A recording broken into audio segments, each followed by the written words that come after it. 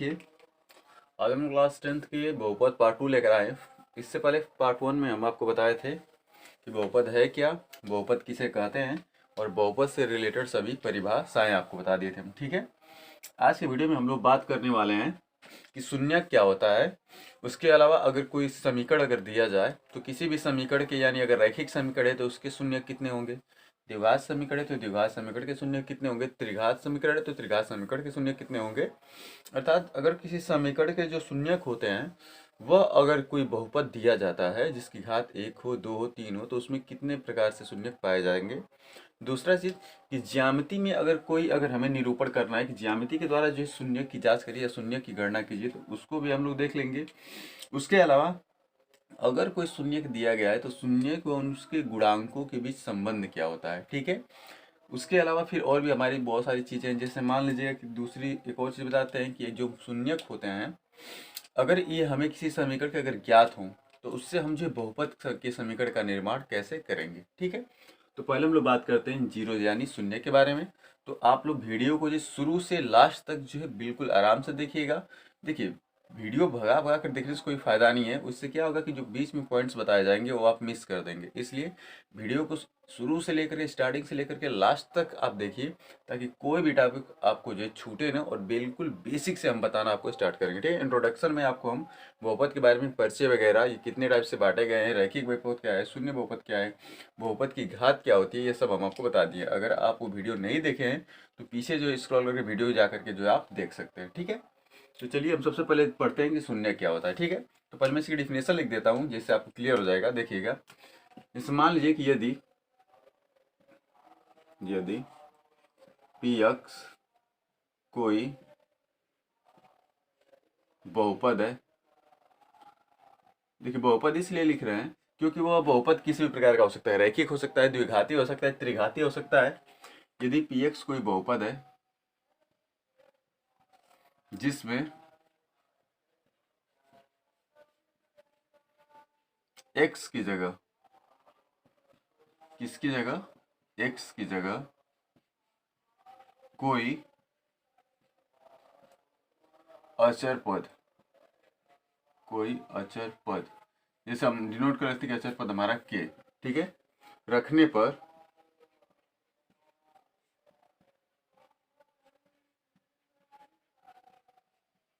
समीकरण का मान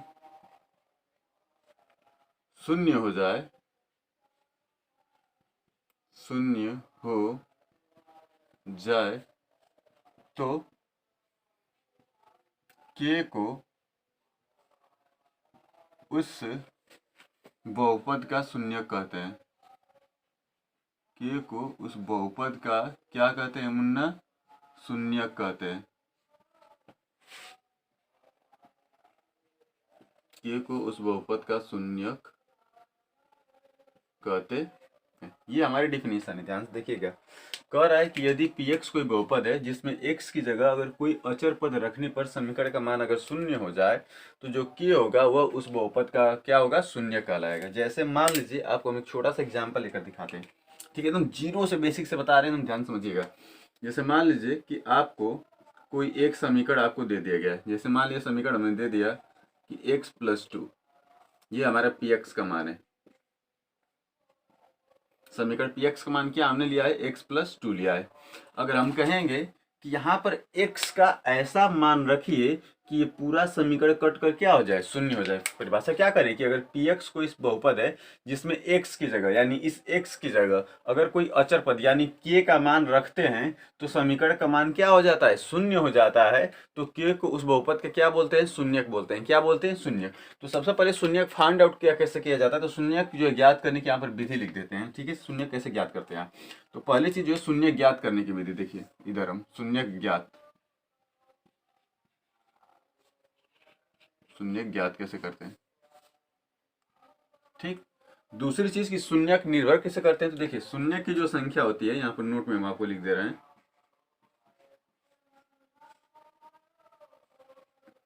देखिए, शून्य की संख्या, एक चीज ध्यान दीजिए, ये दोनों पॉइंट्स आपको याद रखने हैं कि शून्य की संख्या दिए गए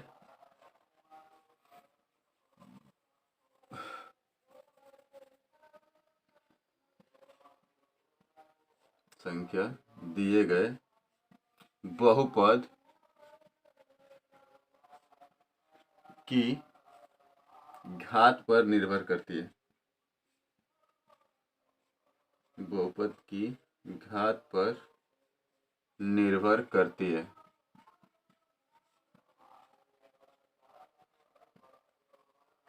कहने का मतलब ये है सबसे पहले कि कोई भी अगर हमें समीकरण दिया जा रहा है, अगर कोई बहुपद दिया जा रहा है तो उसमें बहुपद की घात होती क्या है। तो ध्यान से देखिएगा, किसी भी समीकरण में जो चर राशि होती है, चर राशि की जो सबसे बड़ी घात होती है उसे हम बहुपद की घात कहते हैं। जो चर राशि दी जाएगी उसमें जितनी बड़ी घात होगी उसी घात को हम बहुपद की क्या कहते हैं, घात कहते हैं। ठीक है, जैसे यहाँ पर देखिए, यहाँ पर अगर आप देखेंगे कि इसमें बहुपद की घात कितनी होगी, तो यहाँ पर क्या लिखा गया है x, और x की सबसे बड़ी घात कितनी आपको दिख रही होगी, तो यहाँ पर चर राशि x की सबसे अधिकतम घात कितनी दिख रही होगी, 1। अर्थात इसके शून्य की जो संख्या होगी, किसकी संख्या मुन्ना, शून्य की संख्या, वो कितनी हो जाएगी, 1 होगी। अर्थात इसके कितने शून्यक निकलेंगे, तो इसमें जो शून्यक की संख्या होगी वो कितनी हो जाएगी मुन्ना, 1 होगी। कितनी होगी, 1। वही मान लीजिए कि दूसरा एक एग्जाम्पल मिलता है, जैसे मान लीजिए कि ये हो गया पी एक्स बराबर एक समीकरण, जैसे x square plus 5x plus 6। अब इसमें देखिए x की घात यहाँ पर कितनी होगी, 1, और यहाँ पर कितनी है, 2। तो बहुपद की घात क्या कहती है कि जो चर राशि की सबसे बड़ी घात होगी वही बहुपद की क्या होती है, घात होती है।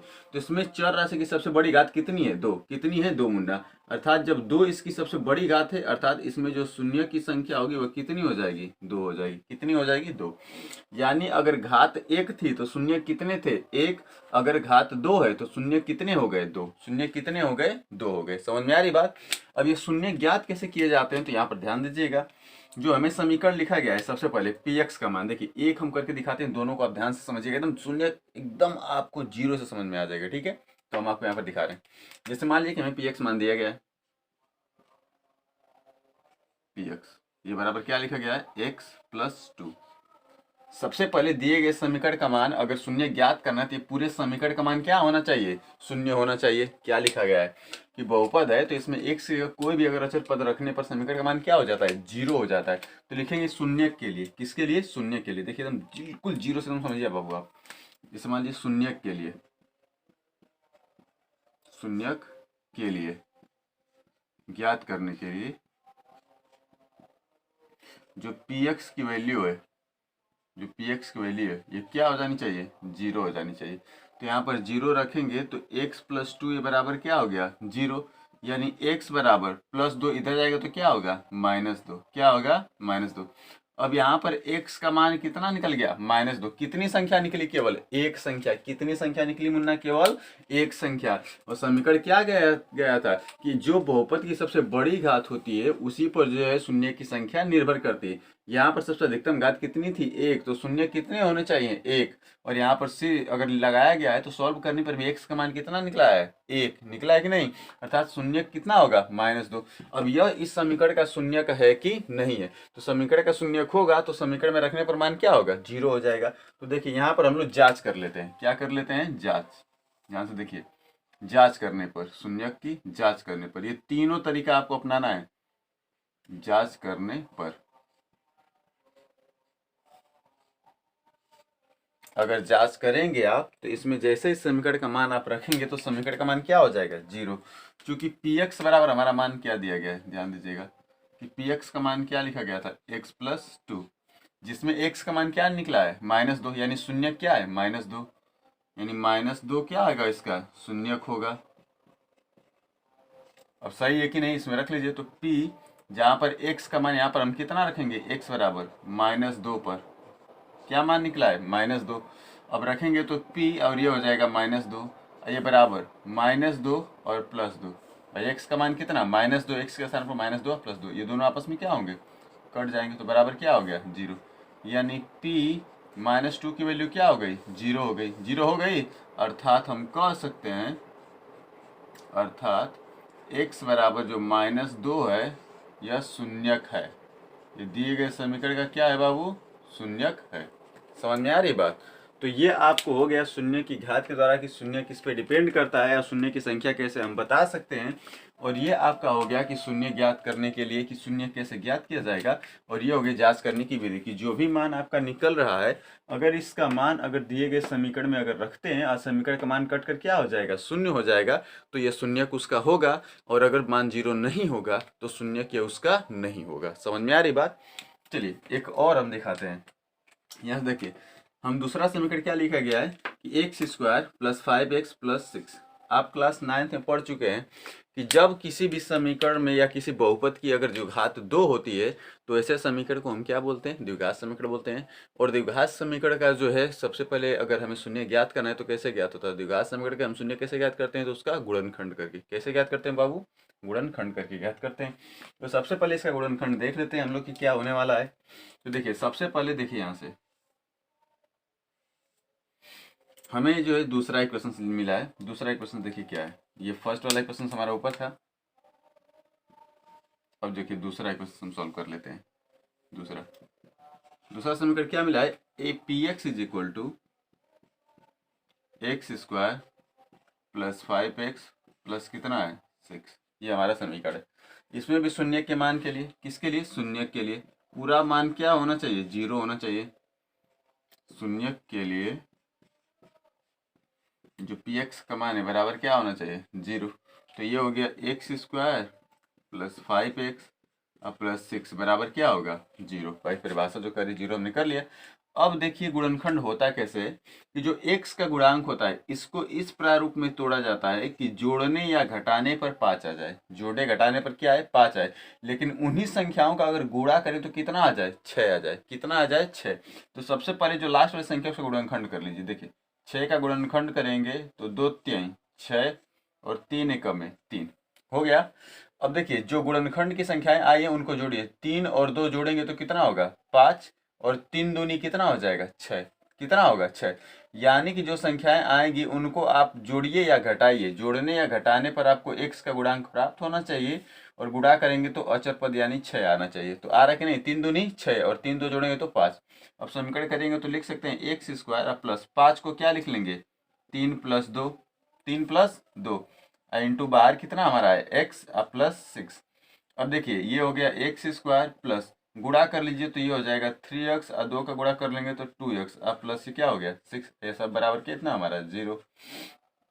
इन दोनों में से कॉमन क्या मिलेगा? x। तो क्या मिल जाएगा यहाँ? x प्लस यहाँ पर क्या बचा? 3।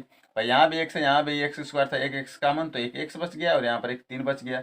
अब प्लस यहाँ से क्या 2 और यहाँ पर क्या है 6 तो 2 कॉमन कर लेते हैं क्योंकि x प्लस 2 3 6 कितना आ गया 3 बराबर 0। यानी एक ब्रैकेट में x प्लस 3 और एक ब्रैकेट में x प्लस 2 बराबर 0। अब अगर x प्लस 3 बराबर 0 रखेंगे तो x का मान कितना आएगा? -3। और यहाँ से अगर आप x प्लस 2 बराबर 0 रखेंगे तो x बराबर क्या आ जाएगा? -2। आया कि नहीं मुन्ना? एक मान -2 आ गया और एक मान -3 आ गया। अर्थात इसमें जो शून्य की संख्या कितनी निकलेगी? शून्य की संख्या कितनी आपको ज्ञात हुई है? तो 2 ज्ञात हुई है। कौन कौन से? एक -3 और एक -2 ज्ञात हुई कि नहीं बच्चा? तो शून्य की संख्या कितनी हो गई? 2। और दिए गए समीकरण में सबसे अधिकतम घात कितनी थी? 2। तो शून्य के भी कितने ज्ञात होने चाहिए थे? 2। और यहाँ पर 2 शून्य कौन कौन से ज्ञात हुए? -3 और -2। -3 और -2 हमारे क्या है? शून्यक है इसमें। ठीक है, यानी कि -3 कामा -2 ये हमारे क्या है? शून्यक हैं। अब मान लीजिए कि ये शून्यक है कि नहीं है तो यहाँ पर जांच भी तो कर सकते हैं। ठीक है, तो जांच कैसे करेंगे कि लिखेंगे, चूंकि जांच करने के लिए ध्यान दीजिएगा, जांच करने के लिए हमारे समीकरण क्या लिखे गए हैं कि पी एक्स बराबर x square plus 5x plus 6। अब इसमें सबसे पहले या तो x बराबर -3 रख लीजिए या फिर x बराबर -2, कोई एक हम जांच कर लेते हैं। तो रख लेते हैं कि x बराबर -3 पे। जब x बराबर क्या याद करते हैं? -3। अब जैसे -3 है तो ये किसका मान है? x का। तो जहां पर x वहां पर क्या रखेंगे? -3। अब जहां जहां x था वहां पर -3 रख लेंगे तो यहाँ हो जाएगा -3 का स्क्वायर अब प्लस ये हो जाएगा 5 इंटू एक्स का मान -3 अब प्लस 6। -3 का वर्ग क्या होगा? +9, क्योंकि माइनस का वर्ग करते हैं तो संख्या कैसी हो जाती है? धनात्मक हो जाती है। अब -5 थे 15, प्लस का माइनस में गुणा करेंगे तो -15, अब प्लस कितना हो जाएगा 6, 9 और 6 जोड़ेंगे तो कितना होगा 15, और ये हो जाएगा -15। ये दोनों आपस में क्या होंगे, कट करके मान क्या हो गया 0। अगर आप ध्यान से देखें तो जब p का मान -3 हमने रखा था, कितना रखा था -3, तो समीकरण का मान कट कर क्या आ गया 0 आ गया, क्या आ गया 0 हो जाएगा। तो लिखेंगे कि अर्थात x बराबर -3 शून्यक है। क्या है बाबू, शून्यक है, क्योंकि आपको बताया गया है कि अगर x के जगह पर अगर k कोई अचर पद रखते हैं तो हमने x का मान यहाँ पर कितना रखा है -3, और जैसे ही -3 रखा इस समीकरण में तो पूरा समीकरण का मान कटकर क्या हो गया है 0 हो गया है। और जब भी किसी समीकरण में किसी चर राशि के स्थान पर अगर कोई समीकरण में मान रखते हैं और उसका मान कटकर अगर 0 हो जाता है तो वह उसका शून्यक होता है, और अगर जो 0 नहीं होगा तो वह उसका शून्यक नहीं होगा। ठीक है, ये हो गए कि आप कैसे बताएंगे कि कोई शून्यक के कितने, मतलब सॉरी किसी बहुपद के कितने शून्यक हैं, और यहाँ पर आप बताया गया है आपको कि शून्यक कैसे ज्ञात करते हैं। अगर जो घात 1 है रैखिक बहुपद बराबर 0 करके तो हमारा ज्ञात हो जाएगा द्विघात समीकरण, तो गुणनखंड विधि द्वारा हम शून्य ज्ञात कर सकते हैं। हमने x बराबर -3 पर शून्य ज्ञात की है, इसका मान कटकर क्या आया है 0, यानी -3 शून्य किसका है। अब आपको जो है x बराबर -2 पर ज्ञात करना है, तो आप x बराबर -2 पर चेक करके बताइएगा कमेंट्स बॉक्स में कि आपका भी मान 0 आया है, अर्थात -2 भी इसका शून्यक है कि नहीं है। ठीक है, तो अगर आप इसका स्क्रीनशॉट लेना चाहते हैं तो स्क्रीनशॉट ले लीजिए। फिर हम आगे चलते हैं कि शून्यक की और भी जांच कैसे करते हैं, ज्यामिति के द्वारा जो है शून्य की कैसे पहचान की जाती है। ठीक है, शून्य की इसका स्क्रीनशॉट लेना है तो ले लीजिए। चलिए हम इसको इरेज कर देते हैं।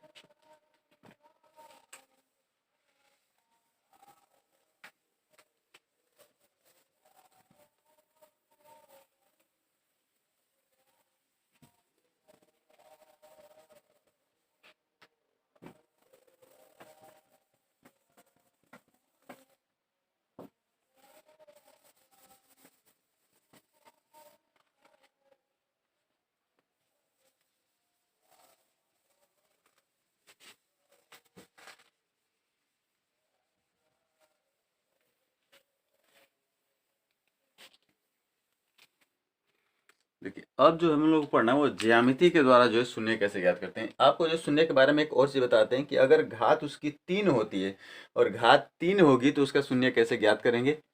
तो घात जब 3 होती है तो उसे हम शेषफल प्रमेय से लागू करते हैं। किससे प्रमेय से ज्ञात करते हैं बाबू, शेषफल प्रमेय से उसके जो शून्य ज्ञात करते हैं। उसका हम जो है आपको टॉपिक में अभी चर्चा कर लेंगे। पहले आगे देख लीजिए कि इसमें शून्य की और जांच कैसे की जाती है। ठीक है, जैसे मान लीजिए, ठीक है, जैसे मान लीजिए कह देगा कि बताइए, जैसे समीकरण देखिए लिखा है कि बताइए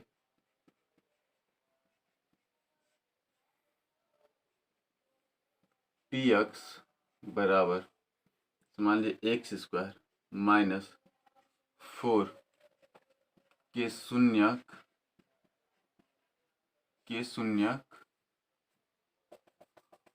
2 और -2 होंगे। देखिए प्रश्न क्या कर रहा है कि बताइए कि पी एक्स बराबर x² - 4 के शून्यक 2 और -2 होंगे।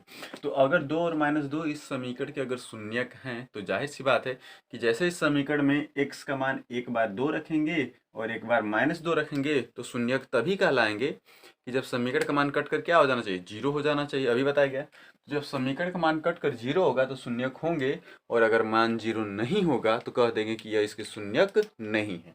जैसे ध्यान दीजिए यहाँ पर लिखा गया है कि पी एक्स का मान, क्या लिखा गया है पी एक्स, देखिए पी एक्स का मान हमारा क्या दिया गया है x² - 4। इसमें दिखाना है कि जो 2 और -2 हैं वह इसके क्या हैं शून्यक हैं। क्या है, शून्यक हैं। तो पहले हम जो x बराबर क्या लेंगे 2, और फिर x बराबर क्या लेंगे -2। अगर दोनों पर समीकरण का मान कटकर 0 होगा तो शून्यक होंगे और नहीं होगा तो शून्यक नहीं होंगे। तो लिखेंगे x बराबर 2 पर, किस पे ले लेते हैं x बराबर 2 पर। अब 2 रखेंगे तो ये हो जाएगा p, यहाँ x का मान 2, और ये हो जाएगा 2 का स्क्वायर और माइनस कितना होगा 4, 2 का वर्ग कितना होगा 4, यानी 4 - 4, कट कर मान दोनों हमारा कितना आ गया 0 आ गया।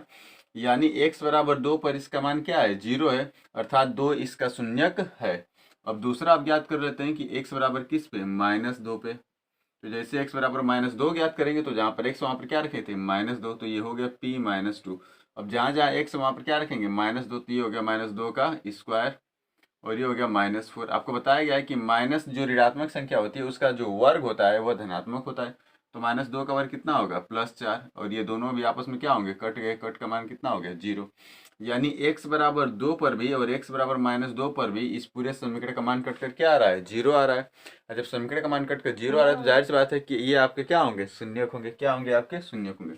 तो लिखेंगे कि x बराबर 2 और जो -2 है यह शून्यक है, यह शून्यक है। समझ में आ रही बात। अब कोई भी समीकरण देगा और कहेगा कि बताइए कि ये इसके शून्यक हैं, तो आप जांच कर सकते हैं कि नहीं भाई, समीकरण में जैसे ही मान रखेंगे कट कर मान अगर समीकरण का 0 आ गया तो शून्यक है, और अगर 0 नहीं आएगा तो शून्यक नहीं है। जैसे मान लीजिए एक समीकरण में यहाँ पर दिखाते हैं, देखिए यहाँ पर देख लीजिए कोई दूसरा समीकरण जैसे कह दिया गया कि दिखाइए या दर्शाइए कि px बराबर, आपको कोई समीकरण जैसे मान लीजिए कि x³ + 3x² - 5x और -2 या -1, या आप +1 कर लीजिए, ठीक है। अब इसमें क्या है, के शून्यक आगे लिख दिया, समीकरण के शून्यक 1 व -1 है। 1 व क्या है, -1 है।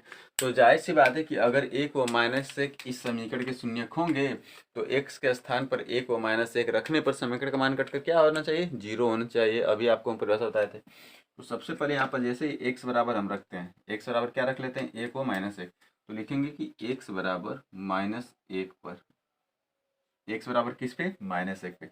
अब जैसे -1 रखेंगे तो ये हो जाएगा p और ये हो जाएगा -1।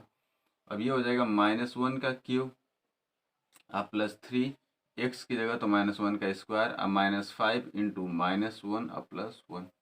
अब मान इसमें रख लीजिएगा तो -1 का क्यूब, देखिए जब घात विषम होगी तो मान ऋणात्मक आएगा, घात विषम तो मान ऋणात्मक, और घात सम तो मान धनात्मक। तीन कैसी संख्या है, विषम तो मान माइनस में आएगा तो ये -1 हो गया।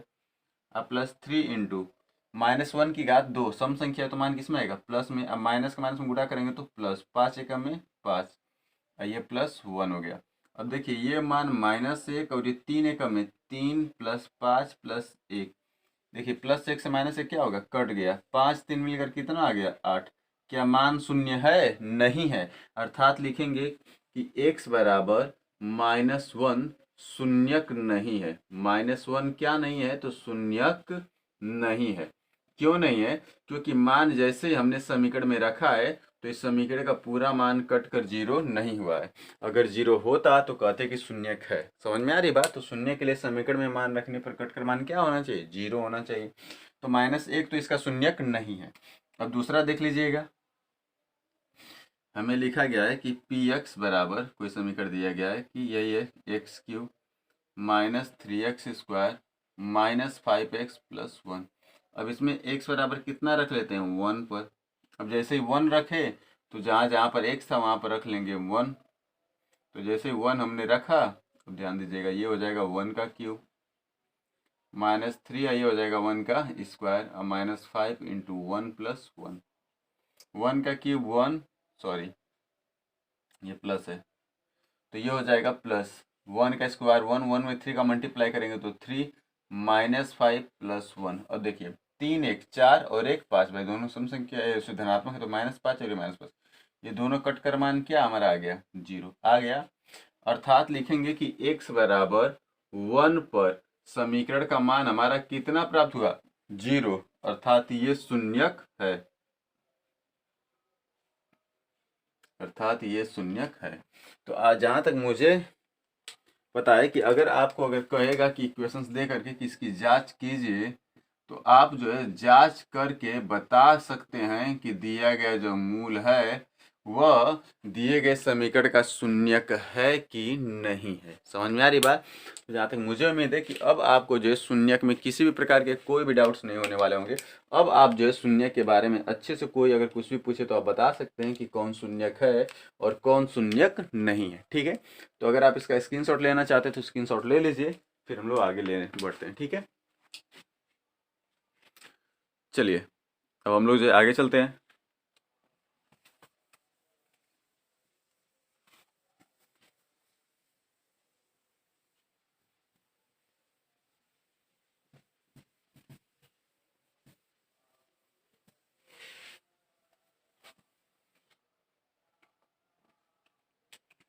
देखिए अब हम लोग जो पढ़ते हैं कि आखिर ज्यामितीय विधि द्वारा शून्य कैसे ज्ञात करते हैं। ठीक है, तो हेडिंग अब हम लोग की होगी कि ज्यामितीय विधि द्वारा शून्य ज्ञात करना। ज्यामितीय विधि या ऐसे आप कह लीजिए कि ग्राफीय विधि शून्यक। ठीक है,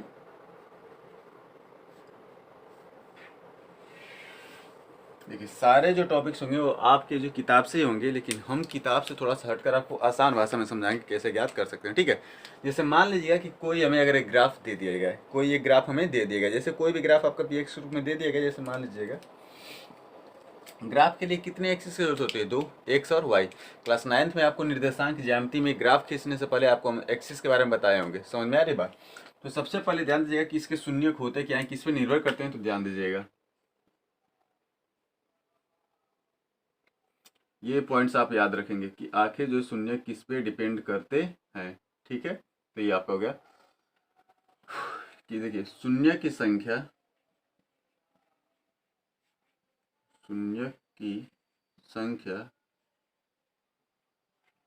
प्रायः एक्स अक्ष पर कटे बिंदुओं की संख्या के बराबर होती है। बिंदुओं की संख्या के बराबर होती है।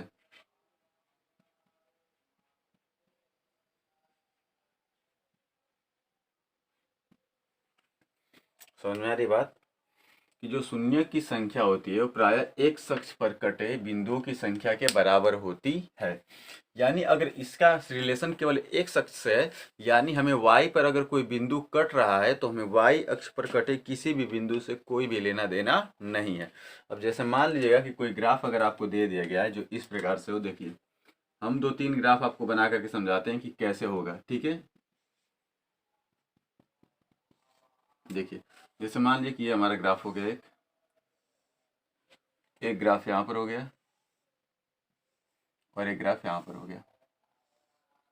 आपको एक चीज पता होगी कि जो क्षैतिज रेखाएं होती हैं यानी ये वाली, इसे क्या बोलते हैं? एक्स अक्ष। क्या बोलते हैं हम लोग? एक्स अक्ष कहते हैं। जो ऊर्ध्वाधर रेखाएं उन्हें क्या बोलते हैं हम लोग? वाई अक्ष। तो ये कौन सा अक्ष हो गया? वाई अक्ष। और ये कौन सा अक्ष हो गया? एक्स अक्ष। ये भी इसी हिसाब से, ये कौन सा अक्ष होगा? एक्स अक्ष। और ये कौन सा अक्ष होगा? तो वाई अक्ष होगा। ठीक है, अब ध्यान दीजिएगा। अब इसमें कहा क्या गया है कि जो शून्यों की संख्या होती है प्राय एक अक्ष पर कटे बिंदुओं की संख्या के बराबर होती है। अगर मान लीजिए कि कोई अगर रेखा आपको दी गई है जो एक अक्ष को काट रही है, जैसे मान लीजिए कोई रेखा इस प्रकार से काट रही है, जैसे मान लीजिए यहाँ से कोई रेखा ऐसे गई और मान लीजिए ऐसे काट रही है,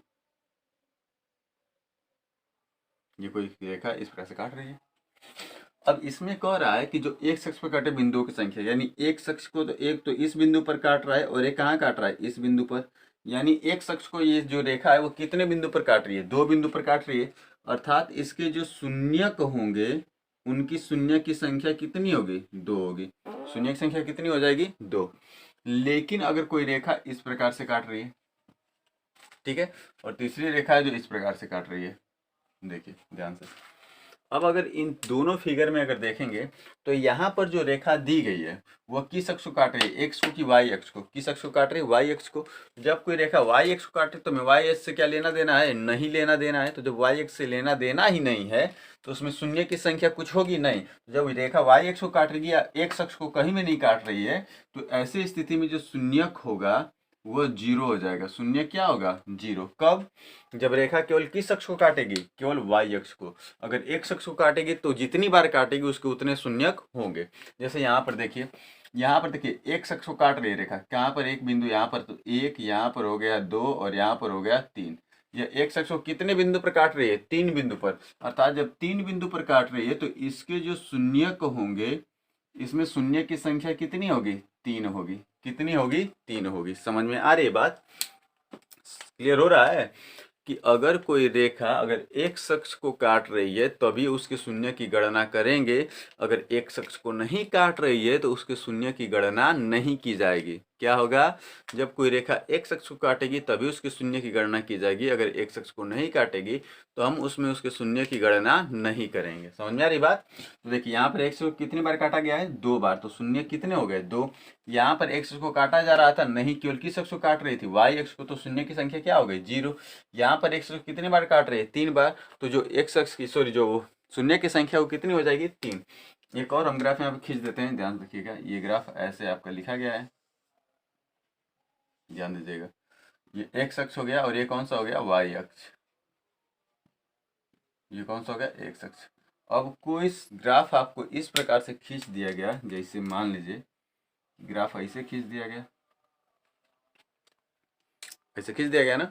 अब इसमें अगर कह देगा कि बताइए कि शून्य की संख्या कितनी होगी, शून्य की संख्या कितनी होगी, तो अब अगर इसमें आप देखें तो ये एक्स अक्ष है और ये क्या है? वाई अक्ष। तो वाई अक्ष को कहाँ काट रहा है? एक बार। तो क्या वाई अक्ष से हमें कोई मतलब है? नहीं।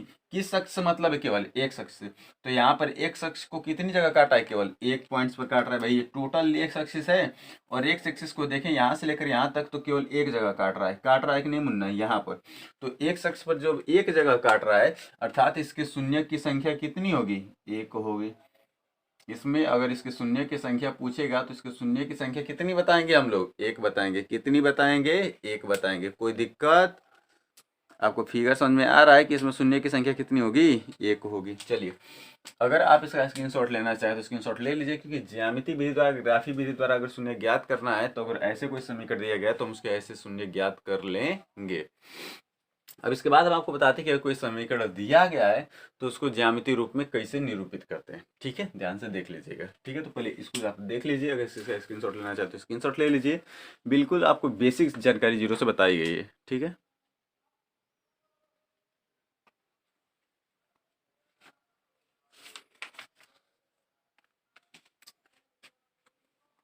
चलिए इसको मिटा देते हैं।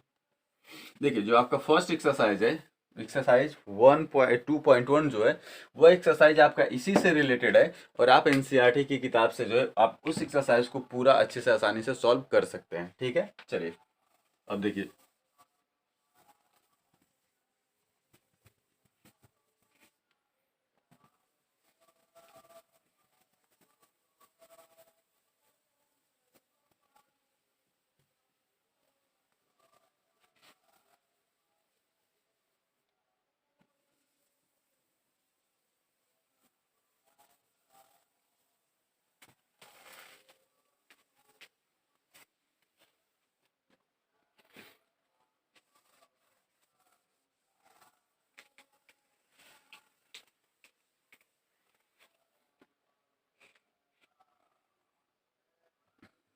अब देख लीजिएगा कि अगर जो है कोई समीकरण दिया गया है इस प्रकार से, ठीक, जैसे मान लीजिएगा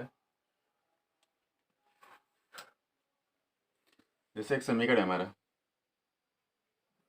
y is equal to 3x+2। y is equal to क्या समीकरण हमारा? 3x+2 कोई समीकरण दिया गया है। अब इसे जो ज्यामितीय रूप से निरूपित करना है, किस रूप से ज्ञात करना है? ज्यामितीय रूप से। यानी अगर y इक्वल टू 3x+2, अगर इसके हमें शून्य की बात करनी है कि इसके कितने शून्यक होंगे और ज्यामितीय रूप पर कैसे निरूपित करेंगे, ध्यान दीजिएगा कि सवाल होगा कि शून्यक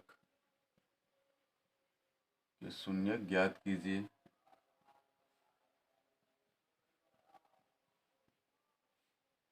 ठीक है, तथा ग्राफीय विधि से या आलेखन विधि से, ग्राफीय कह लीजिए या आलेखन कह लीजिए या ग्राफी विधि या आलेखन विधि, या इसको कह लीजिए आप ज्यामिति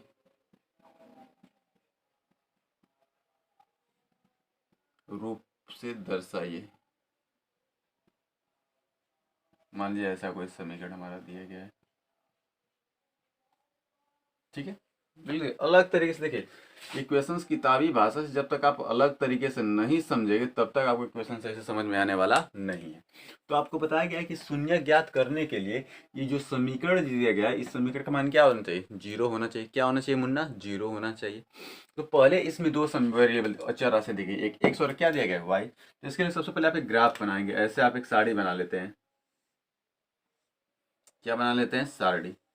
और इस सारणी में एक आपको x की वैल्यू ज्ञात करना होता है और एक आपको y की वैल्यू ज्ञात करना होता है। मैक्सिमम हम दो वैल्यू ज्ञात कर लेते हैं। कितने ज्ञात कर लेते हैं? दो। ज्ञात करने के कई तरीके होते हैं। ज्ञात करने के तरीके जो है हमारे कई हैं। ठीक है, हम आपको अभी बता रहे हैं कैसे ज्ञात कर सकते हैं आपको। ठीक है, अब यहाँ पर अगर आपको मान लीजिए कि कोई समीकरण ज्ञात करना है, जैसे हम कह दें कि x बराबर, आप मान लीजिए कि एक बार एक रख लिए। x बराबर आप क्या रख लीजिए? एक। जैसे मान लीजिए हमने x का मान एक रखा, और x का मान आपने एक रखा, तो y बराबर आपका समीकरण क्या लिखा गया है? यहाँ पर रख लीजिए कि y बराबर समीकरण क्या है हमारा? 3x + 2। ये हमारा समीकरण है। अब x का मान जब आपने एक रखा, तो यहाँ पर x का मान एक रखेंगे तो 3 एकम है, 3 और 2 कितना होगा? 5, यानी y का मान क्या निकल गया? 5। अगर y का मान आपने अगर मान लीजिए कि रख दिया होता -1, कितना रखा होता? -1।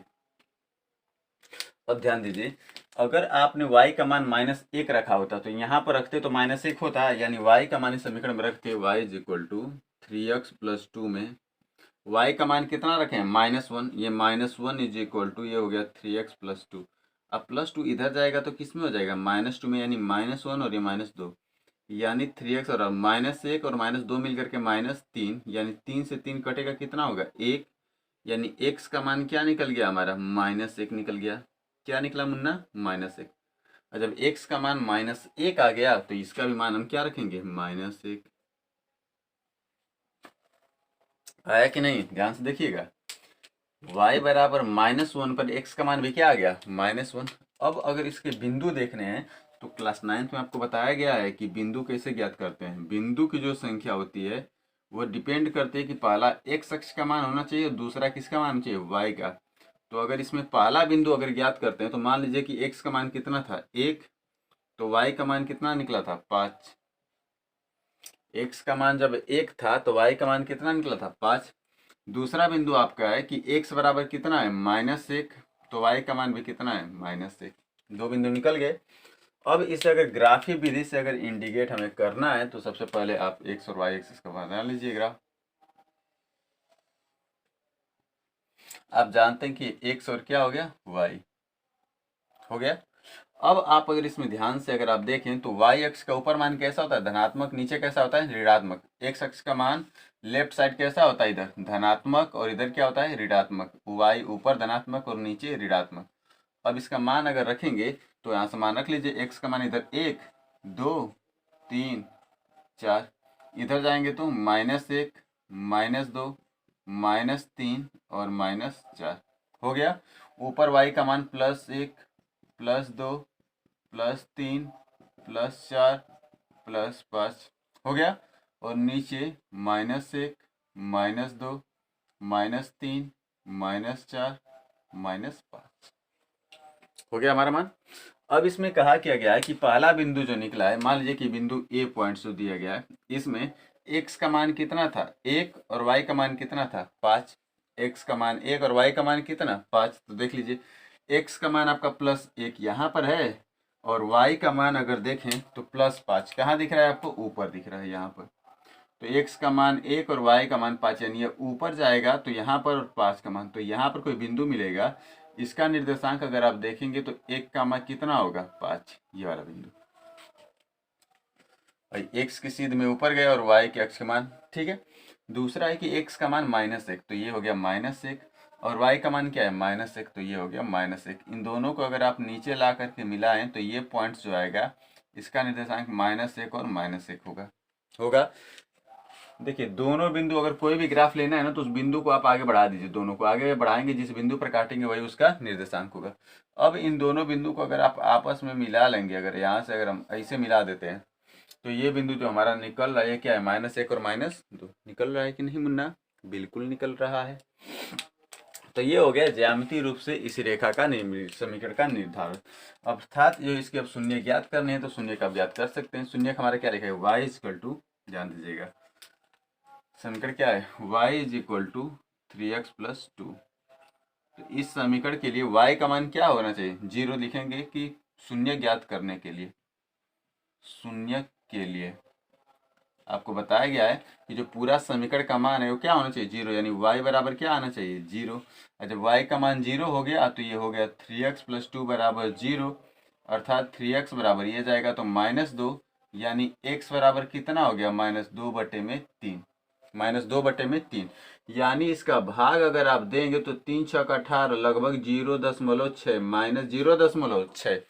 अब कह रहा है कि y का मान क्या हो गया 0, और शून्य का मान x का कितना निकला -2/3। भाई शून्य को बताया गया था ना कि शून्य के लिए पूरा समीकरण क्या होना चाहिए 0, तो x का मान क्या निकला -2/3, लगभग -0.6, 0.6, यानी 1 से क्या है छोटा है। और किसका मान है x अक्ष पर, तो x अक्ष पे मान ये है और 1 से छोटा है, तो इससे पहले यानी यहाँ पर पड़ेगा कि नहीं, यानी शून्य का मान -1 और 0 के बीच में है कि नहीं। देखिए शून्य का मान लिखेंगे, चूंकि शून्य का मान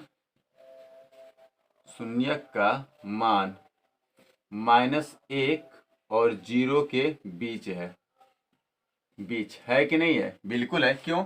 क्योंकि x का मान हमारा क्या आया था -1 और y का मान क्या आया है 0, तो -1 का मान 0 के बीच में हमारा समीकरण जो शून्य है उसका मान क्या आया है -0.6। आएगा कि नहीं बाबू? आएगा। तो ऐसे आपको जो है शून्य की जांच करनी है और शून्य को ज्ञात करके आलेखन ग्रिफी या ग्राफ विधि पर ऐसे आपको इंडिकेट करना है। देखिए ये पॉइंट्स जो आप हम x बराबर 1 माने हैं, फिर y बराबर -1 माने, ये आप कुछ भी मान सकते हैं, 2 3 4 भी आप ले सकते हैं, इसमें कोई दिक्कत नहीं है। ये नहीं एकदम श्योर नहीं है कि ये कहीं लेना है। आप x का मान 2 रख सकते हैं तो भाई y का मान कुछ और निकल जाएगा। आप y बराबर -1 रखेंगे, y का मान -2 रखेंगे तो भी x का मान कुछ और निकल जाएगा। समझ में आ रही बात? तो आप जो है इसके लिए श्योर नहीं है कि बिल्कुल यही मान मानना है, आप कोई भी वैल्यू मान सकते हैं। और जब समीकरण में शून्य की जांच करनी होगी तो 2 भी समीकरण का मान देगा वो बराबर क्या हो जाना चाहिए 0, वहां से शून्य का मान निकाल करके और दिए गए ग्राफ में देखेंगे कि ग्राफ जो है इसके अंदर आ रहा है नहीं, यानी जो पॉइंट्स हम -1 लिए थे -1 इसके अंदर बन रहा है कि नहीं, इसके बाहर नहीं जा रहा है। ठीक है, इस चीज़ का आपको जांच करना है। अब आपको जो है ग्राफी विधि से अगर कोई शून्य ज्ञात करने के लिए कहेगा तो आप अब जो है शून्य ज्ञात कर लेंगे। ठीक है, वो भी अच्छे तरीके से आप समझ गए होंगे। अब जो है अगर शून्य के बारे में ग्राफी विधि पूछेगा तो आप अच्छे से बता सकते हैं। इसका स्क्रीनशॉट लेना चाहे तो ले लीजिए। और कल हम लोग सीखेंगे अगले वीडियो में कि शून्य जो अगर दिया जाता है, अगर अल्फा बीटा कोई द्विघात समीकरण है तो उसके शून्य कितने होंगे, 2 होंगे, तो 2 शून्य हम क्या क्या मान सकते हैं और उसके द्वारा और कितने प्रकार के समीकरण को हम सॉल्व कर सकते हैं। ठीक है, चलिए आज की वीडियो में इतना ही। अच्छे से स्टडी करते रहिए तब तक। ठीक है, मिलते हैं फिर अगले वीडियो में, तब तक के लिए धन्यवाद।